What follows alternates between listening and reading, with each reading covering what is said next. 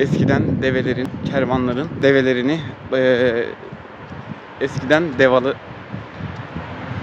Öncelikle İsmail Bey Türbesi, çekme helva imalathanesini. Ama herkese merhaba, videoma hoş geldiniz değerli dostlar. Bugün Kastamonu'dayız ve yine sizlerle beraber Kastamonu çarşısına gideceğiz. Güzel yerler göreceğiz. Yaklaşık 2 haftadır içerik atamıyordum. Sırtımda bir ağrı var. Onunla uğraşıyorum. O yüzden bugün biraz yavaş yürüyeceğim. Evet, bugün nerelere gideceğiz? İlk başta gitmek istediğim yer İsmail Bey Külliyesi. Ardından da Yakup Ağa Külliyesi'ne gideceğiz. İsmail Bey Külliyesi'nde deve hanı var.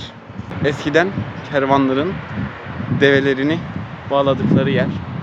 Deve hanı. Oraya gideceğiz, bakacağız. Ardından Yakup Ağa Külliyesi'ni düşünüyorum. Yakup Ağa Külliyesi'nde de hem çok güzel manzara var, şehir manzarası, hem de aynı zamanda çekme helva imalathanesi var. Burayı çekebilir miyim bilmiyorum ama en azından manzarayı sizlere göstermeye çalışacağım dostlar. Evet, yürüyoruz. Bakalım bugün neler karşılayacak bizleri. 2-3 haftadır Kastamonu'da yağmur yağıyor. Bu videoyu çektiğim gün pazar gününe denk geliyor. Ne zaman yükleyeceğimi bilmiyorum ama pazar günü çekiyorum. Bugün Kastamonu bayağı güneşli. Dedim ki tam video çekmelik bir gün. O yüzden hemen kameramı aldığım gibi çarşıya gitmeye başladım. Aslında mikrofonumu da yanıma almam iyi olurmuş. Burada bayağı trafik, aynı zamanda rüzgar sesleri falan var. Mikrofonumu da yanıma alsaydım aslında çok güzel olurdu. Ama unuttum. Sırtımda bu devam eden ağrıya rağmen sizler için video çekmeye çalışıyorum. Lütfen videomu beğenmeyi, yorum yapmayı, paylaşmayı ve kanalıma abone olmayı unutmayın. Şu anda çay boyuna geldik. Sonbahar geldiğinden dolayı yapraklar çay kenarına dökülmeye başlamış.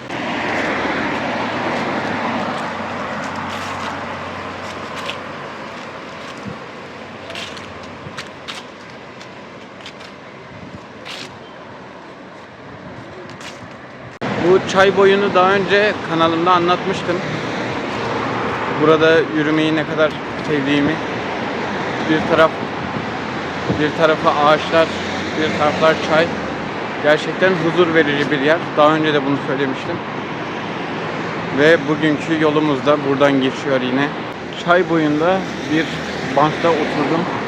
Biraz dinleneceğim. Öyle yola devam edeceğim.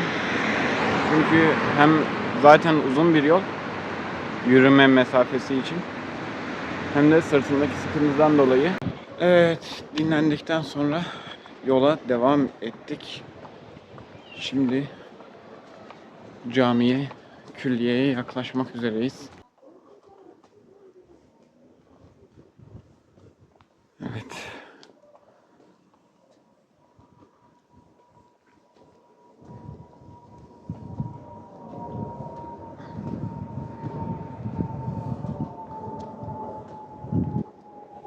Camiye geldik dostlar.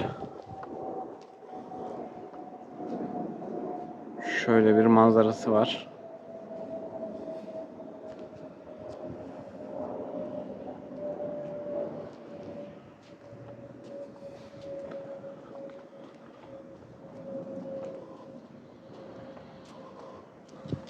İsmail Bey Külliyesi'ne geldik. İsmail Bey Külliyesi, İsmail Bey Camisi, daha önce İsmail Bey Medresesi olan, ancak şu anda El Sanatlar Çarşısı olan bir çarşı ve deve hanından oluşmakta. Bir de İsmail Bey'in türbesi var. Şimdi sizlere buraları göstereceğim. Evet, öncelikle İsmail Bey Türbesi ile başlayalım.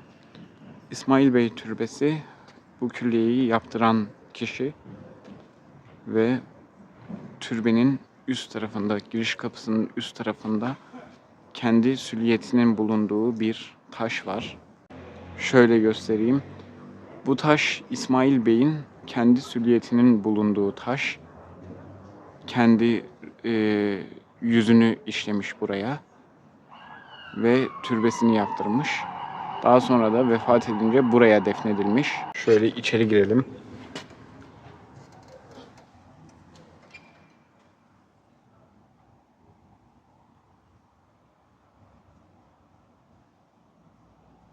Burası İsmail Bey Camisi. İlginç bir minare yapısıyla beraber külliyenin içerisinde bulunan cami böyle. Hemen yan tarafında El Sanatları Çarşısı var. İsmail Bey Medresesi olarak geçiyor aslında.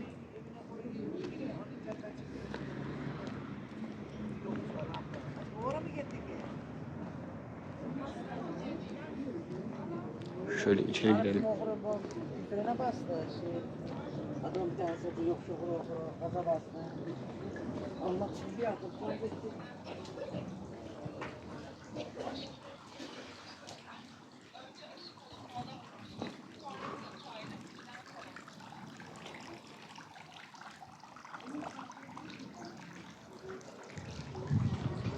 Böyle küçük bir çarşı. Ancak külliyenin içerisinde bulunan tarihi bir çarşı. Külliyenin arka tarafında ise şehir manzarası bulunuyor. Çok yüksekte olmasa da o tarafa doğru yürüyelim.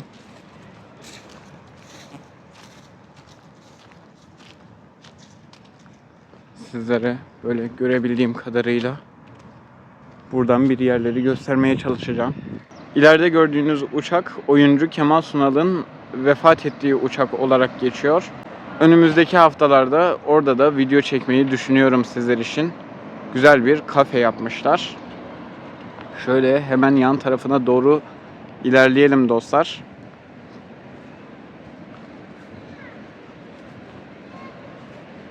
Evet, burası tarihi çarşı kısmı. Şurada Kastamonu Kalesi var. Normalde bugün Kastamonu Kalesi'ne çıkmayı düşünüyordum. Ancak sırtımdaki ağrıdan dolayı çıkamadım maalesef. Oraya da gideceğiz. Hemen yan tarafında videoda görünüyor mu bilmiyorum ama Saat Kulesi var uzakta. Saat Kulesi de 2. Abdülhamit Han zamanında İstanbul'dan Kastamonu'ya sürgün edildiği söyleniyor. Ve o yüzden de Sürgün Saat Kulesi diye geçiyor. Böyle bir rivayet var. Bu külliyenin en sevdiğim yönü ise böyle ferah bir bahçeye sahip olması. Her türlü imkanı sağlamış oluyoruz. Gerçekten güzel, ferah bir avlusu var. Ve bu külliyenin bir parçası olan Deve Hanı'na gideceğiz. Deve Hanı'nı sizlere videonun başında anlatmıştım. Tekrar anlatayım. Kervanların develerini bağladığı yerler, konaklarken develerini oraya koyuyorlarmış. Şu anda orası bir restoran, kafe şeklinde çevrildiği için çok fazla içine giremeyeceğim. Uzaktan göstereceğim. O yüzden bu şekilde anlattım. Dostlar, burası da külliyenin bir parçası olan Deve Hanı. Böyle bir bina. Ve külliyenin şu kapısından çıkalım. Ardından Yakup Ağa Külliyesi'ne doğru gidelim. Bu tür konaklar Kastamonu'da çok yaygın. Şeyh Şaban Veli Türbesi'ne gittiğimiz zaman oralarda bu konaklardan daha çok bulunuyor.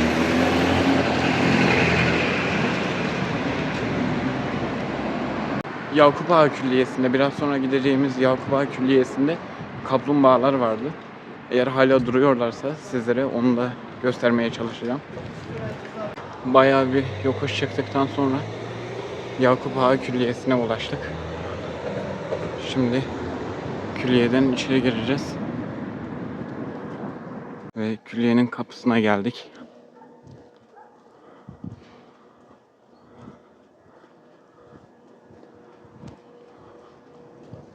Şöyle bir kitabesi var.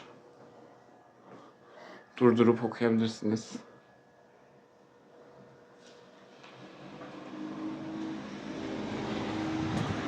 Bismillah, içeri girelim.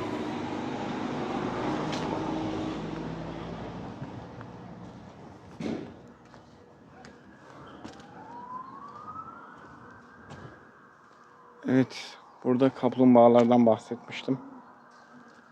Kaplumbağalar var.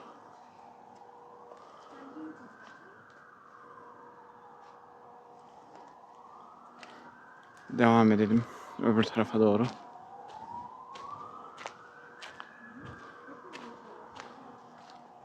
Burası da aynı zamanda kafe olmuş. Şu kısımda külliyenin içerisinde bulunan cami.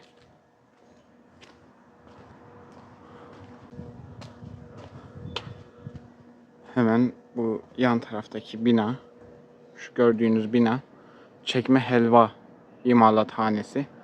Burada çekme helva üretiliyor. Kastamonu'nun meşhur lezzetlerinden birisi olan çekme helva burada üretiliyor. Paketleniyor, ardından da dağıtılıyor. İçeride çekim yasak olduğu için o binaya girmeyeceğim. Şöyle hemen manzara olan tarafa gidelim.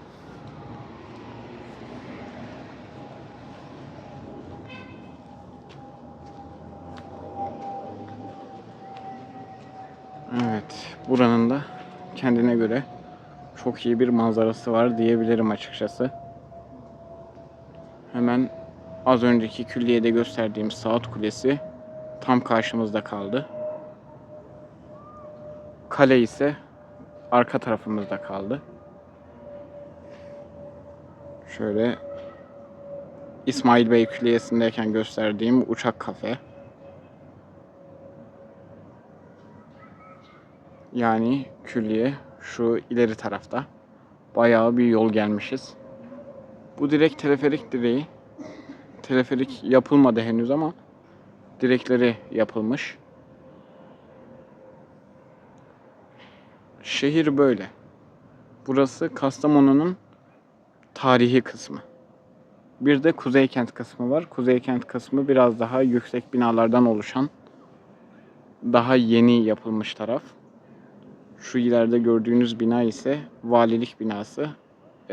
Daha önceki videolarımdan da gördüğünüz Osmanlı zamanında yapılmış olan bir bina. Hemen şu ileride de Nasrullah Meydanı var. Cami tarafına gidelim. Burada böyle bir kitabesi var. Burayı da durdurup okuyabilirsiniz. Gerçi yazılar biraz silinmiş ama yine de okunabiliyor. Hemen arka tarafa gidelim. Ne varmış? Burada böyle bir tarihi mezarlık var. Burada böyle güzel çiçekler gördüm. Sizler için bunları da çekmek istedim. Bu yağmura rağmen burada böyle çiçekler çıkmış. Ama bizim halkımız maalesef her tarafı çöp içerisinde bırakmışlar. Burada böyle bir şadırvan var. Çeşmeler. Yeğenim burada olsaydı her birinden teker teker su içmişti. Aklıma yeğenim geldi. Yakup Ağa Külliyesi'nden çıkıyoruz şimdi. Artık yavaştan dönme vakti geldi. O kadar uğraştım, yokuş çıktım. Şimdi bu yokuşu rahat bir şekilde inebilirim dostlar. Bahsettiğim yokuş bu şekilde bir yokuş.